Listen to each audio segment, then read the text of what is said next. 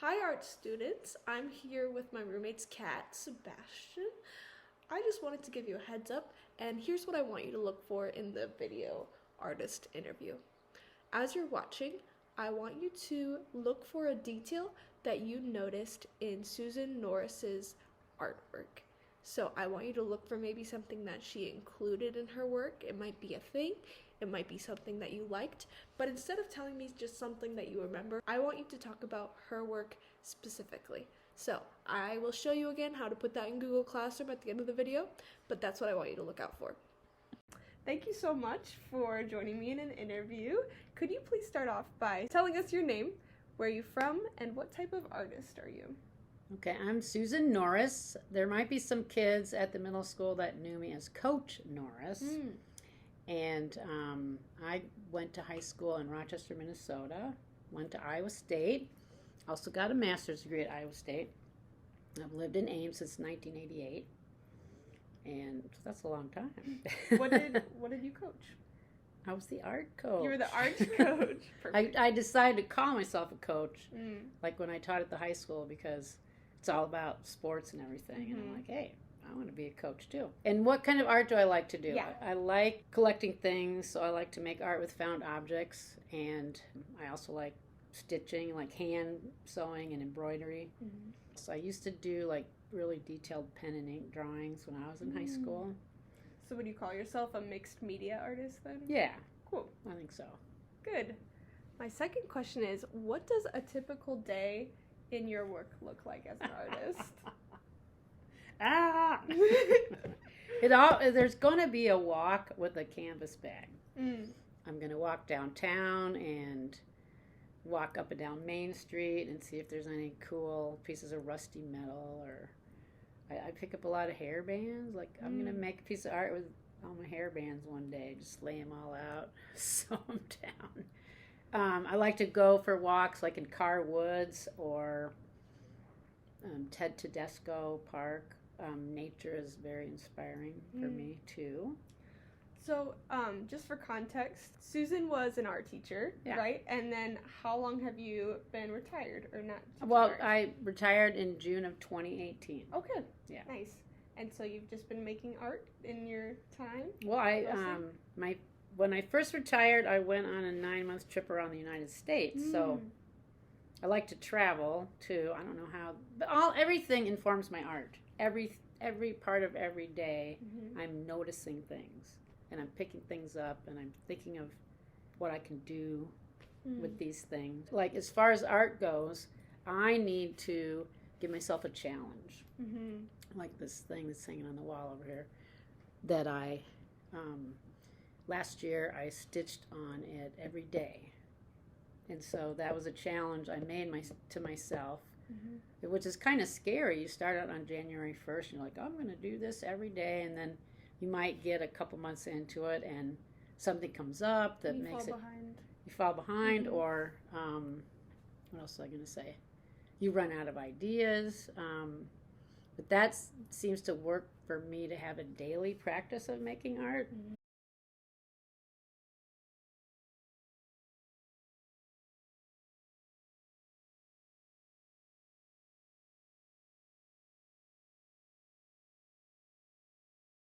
So let me just grab one of these little things on top, the little things on top, because I'm still answering your question about what does my typical day as an artist look like. 3 years ago in 2021, I made a thing called an assemblage every day of the year, 365 days, and that was partly during the stay-at-home time, so it was something to do.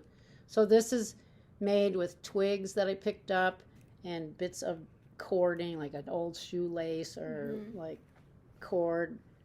There's part of a cat collar on here.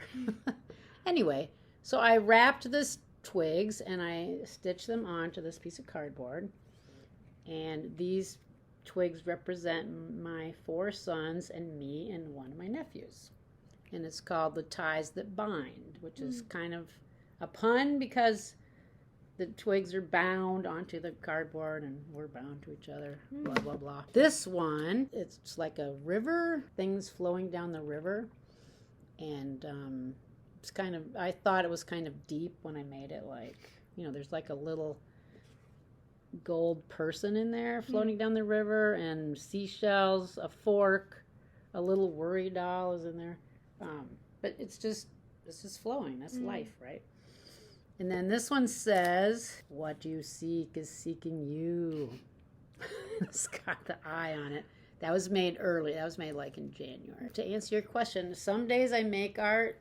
Some days I feel sad and mad at myself that I'm not making art. But I'm always looking at the world, looking at nature, looking at the stuff that's around, and thinking about how to join these things together. I love that. What inspires your work? You talked about nature. You talked about noticing the little things is a theme that I kind of see with you, or like making personal connections. Yes. Is there anything else that you want to add? I'm just really attracted to stuff that people throw away. So let's look at the hoop, because this shows, this is like a wiffle ball, part of a wiffle ball. So is that, there's like a piece of metal on there. So when I see something like that lying on the street, I'm like, wow, that was once part of something. That was once useful. That once had value.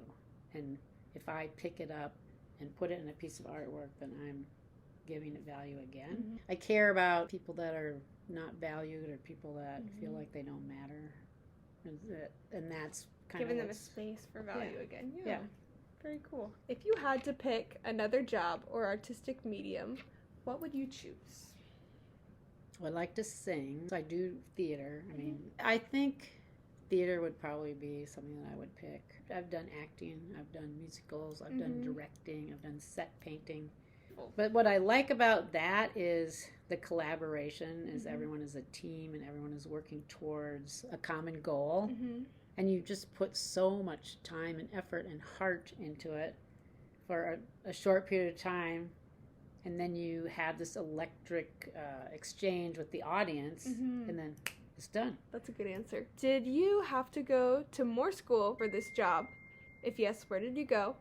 And what did you study? Yeah, I did. I went to Iowa State. I was going to major in computer science, and that did not work. I would be really rich now if I had done that. I saw people working on art projects when I was struggling to do math problems and stuff, and I'm like, that looks like something I'd rather do. Like, my parents wanted me to have a good job. Like, art teacher's not a good job, right? Yeah, you're telling me. I know. It is. It's a great job. It's a great gig. I came to Iowa State because they had a good program in computer science, and then when I switched over to art education. So, what advice would you give to a middle school artist?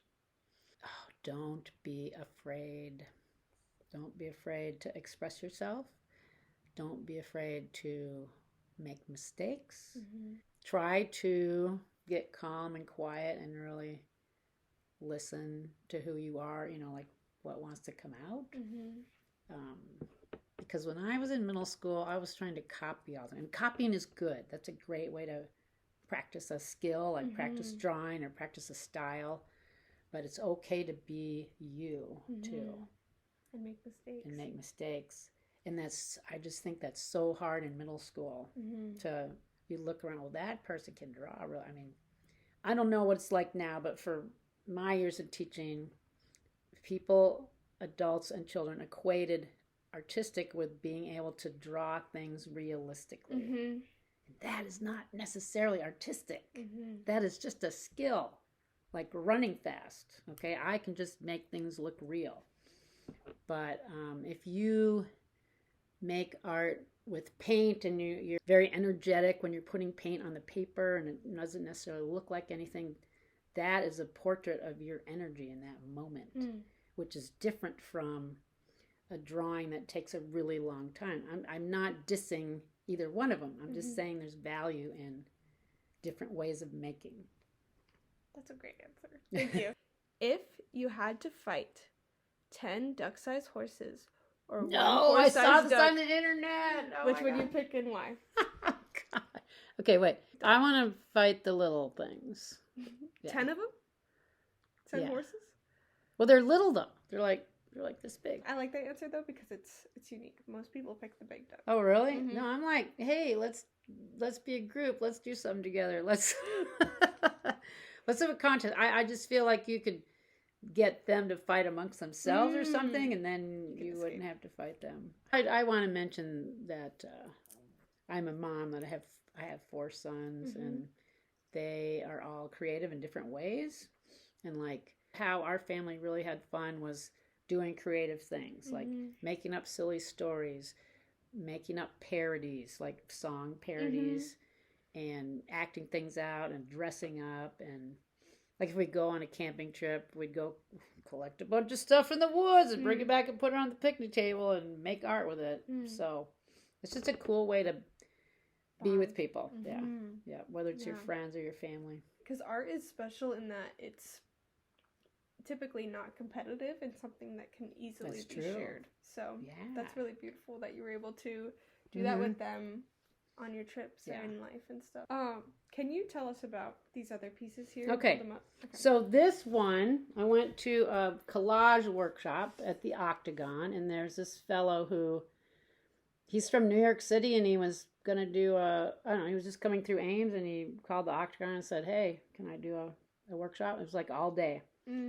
And he had all this cool stuff. Like this piece of paper right here is from a 150-year-old book in German, and there's some art by artists you might recognize, like Monet, and I can't remember who this artist is, and this is Toulouse-Lautrec, women with red hair.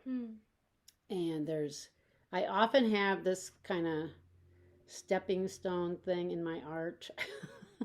I think these are Van Gogh, sunflowers or whatever, but all the women have reddish hair, and the background is like really intense hot pink. And this collage was made because when I was little, I had red hair, until I was 40 or something. And my mom said, you can't wear pink because red hair and pink clash. So I'm like, in your face. In your face. I can wear pink. That's awesome. What else? Okay, so do you want to talk about the tea hat? Okay, this I didn't even talk about how I am still teaching. I teach at the Des Moines Art Center sometimes, kids classes, and I've been teaching a little bit at the Octagon, and I did a workshop at a conference for adults. Mostly I bring big boxes full of stuff that I've collected, and wire and needles and thread and stuff for people to combine stuff.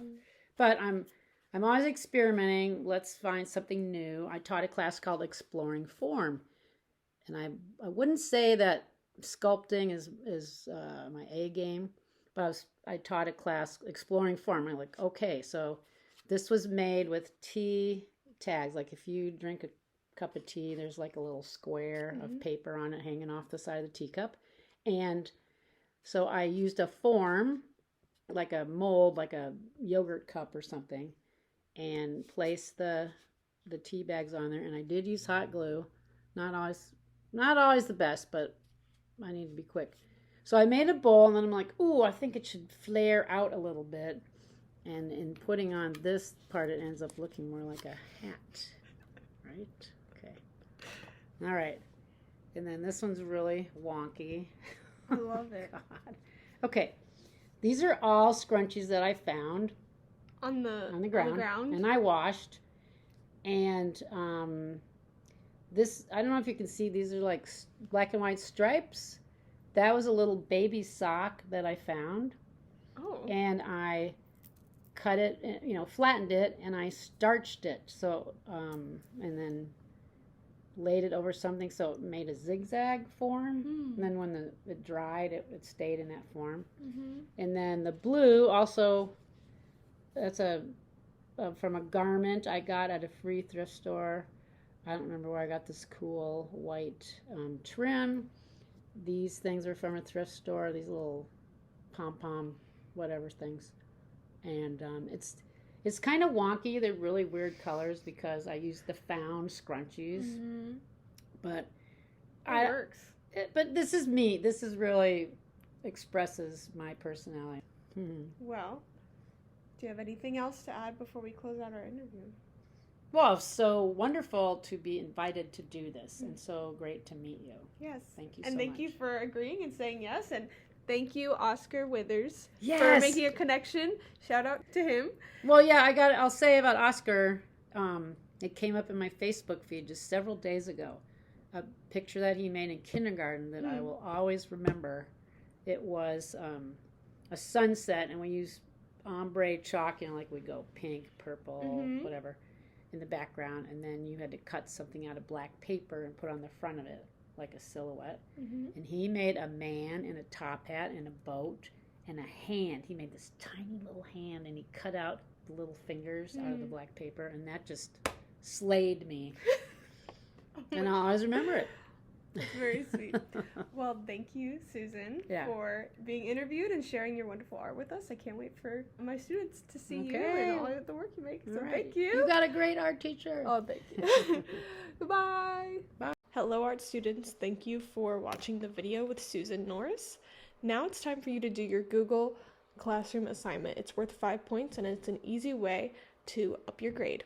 So if you click on the question icon in Google Classroom, it'll say Susan Norris. Tell me a detail that you remember about Susan Norris's artwork. Type one sentence about a specific detail you could recall from Susan Norris's work. For example, I remember this, or I really liked this, or something that Susan included in her work was this. Maybe you remember a certain object that Susan included in her work, but I want you to look out for those things and type one sentence about it and press submit. Thank you so much, and thanks for watching.